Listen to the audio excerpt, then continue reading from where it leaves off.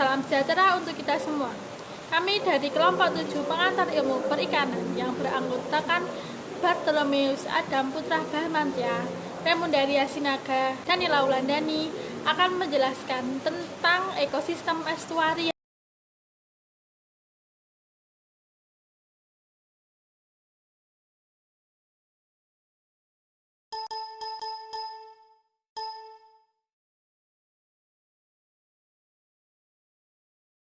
Kita ketahui apa itu estuaria. Estuaria adalah perairan pesisir semi tertutup yang mempunyai hubungan bebas dengan laut terbuka dan menerima masukan air tawar dari daratan. Sebagaimana besar estuaria didominasi oleh substrat berlumpur yang merupakan endapan yang dibawa oleh air tawar dan air laut. Contoh dari estuaria adalah muara, muara sungai, teluk, dan rawa pas surut. Ada 3 jenis estuaria. Pertama, estuaria berstratifikasi sempurna atau nyata atau biji garam. Dicirikan dengan adanya batas yang jelas antara air tawar dan air laut. Ditemukan daerah di mana airan air tawar dari sungai besar lebih dominan dari air laut dari air sungai yang dipengaruhi oleh pasang surut.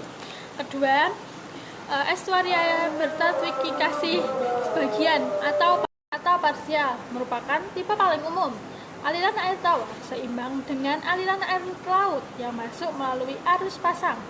Pencampuran air dapat terjadi karena adanya turbulensi yang berlangsung secara berkala oleh aksi pasang surut. Ketiga, estuaria campuran sempurna atau estuaria homogen vertikal dapat dijumpai di lokasi-lokasi di mana arus pasang surut sangat dominan dan kuat, sehingga air estuaria tercampur sempurna dan tidak terdapat stratifikasi. Selanjutnya akan dijelaskan oleh rekan saya Remundani. Lalu ada beberapa faktor yang mempengaruhi estuaria.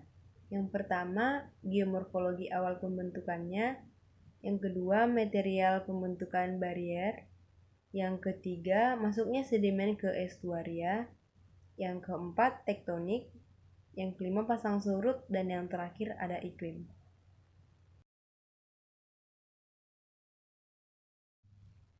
Lalu ada fungsi ekologis estuaria.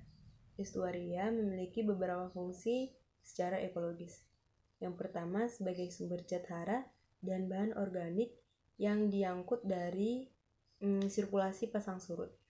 Yang kedua, sebagai penyedia habitat bagi sejumlah spesies hewan seperti ikan, udang, dan lain sebagainya.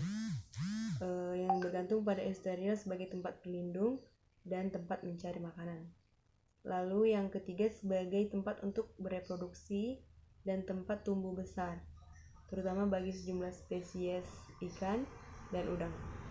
Lalu ada pemanfaatan estuaria. Estuaria juga dapat dimanfaatkan sebagai tempat pemukiman, sebagai tempat penangkapan dan budidaya sumber daya ikan, sebagai jalur transportasi, dan sebagai pelabuhan dan kawasan industri.